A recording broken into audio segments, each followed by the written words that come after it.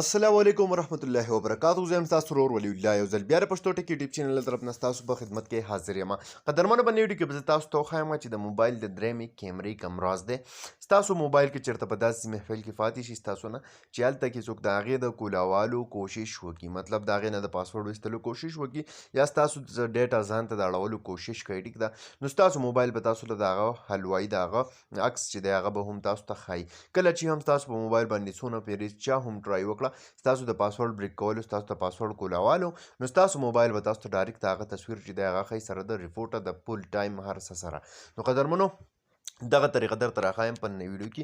نو ویډیو تر اخره وګورئ، ویډیو سکپ کوئ مه او خو دې نه مخکې زه تاسو وړوکی درخواست کوم که تر اوسه پورې تاسو زموږ پښتو ټک یوټیوب چینل نه یې سبسکرایب کړی، دا سبسکرایب کوئ، خوا کې د غنټۍ نشان هم کلیک کوئ چې زموږ نوي ویډیوز تاسو ته په وخت باندې در رسي. دې لپاره به تاسو ته د اپلیکیشن ضرورت وي. هم د دغه اپلیکیشن لینک موږ تاسو ته د یوټیوب چینل په ډسکرپشن کې راکړی دی.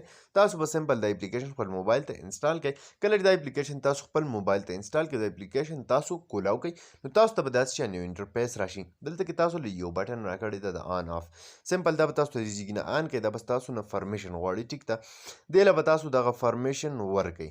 کله چې دې له تاسو دغه فرمیشن هر څه ورکړو د تاسو ته دې زیږي نه آن کو، دلته کې به تاسو ته ښکاري چې د دې پرمیشن چېرته دی، ناټ الاؤډ دی، دا به تاسو ته دې زیږي نه الاؤډ کړئ، دا پرمیشن تاسو ته یې ورکړو. ټیک ده، اوس دا له دې زیږي نه څه شو، آن شو.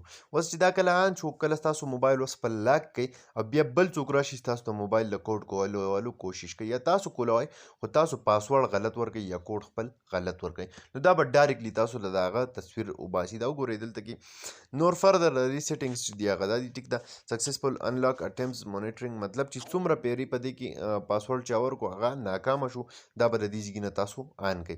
دا چې کله د دې زیږي نه تاسو آن کړئ، نو دې له به تاسو ته هغه فرمیشن ورکړئ، دا به په دې ډیوایس کې تاسو څه کوئ، اکټیویټ اینډ دس ډیوایس تاسو شو، د دې فرمیشن دې له ما ورکړو. اوس چې کله هم څوک کوشش کوي نو دا بس تاسو موبایل ډایرکټلی تاسو ته بیا حل وایي. دلته کې وګورئ پیل اټم بیفور فوټ. ټیک ده، مطلب چې دوه پیرې چا ورکړو نو ډایرکټ به له تصویر وباسي. که تاسو درې پیرې کول غواړئ یا یوه پیره کول غواړئ، نو تاسو د دې زیږي نه چینج کولی شئ ښه په اسانه طریقې سره.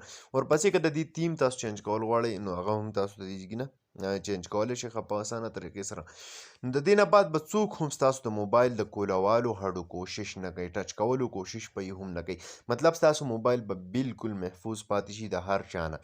قدرمنو ډېر د کار اپلیکیشن دی، امید لرم چې خوښ شوی به مې وي. که خوښ شوی وي لایک یې کړئ، چینل سبسکرایبول مه هېروئ، ملګرو سره یې شیر کړئ. تر بلې ویډیو د خپل ځان ډېر زیات خیال ساتئ. د خدای په امان.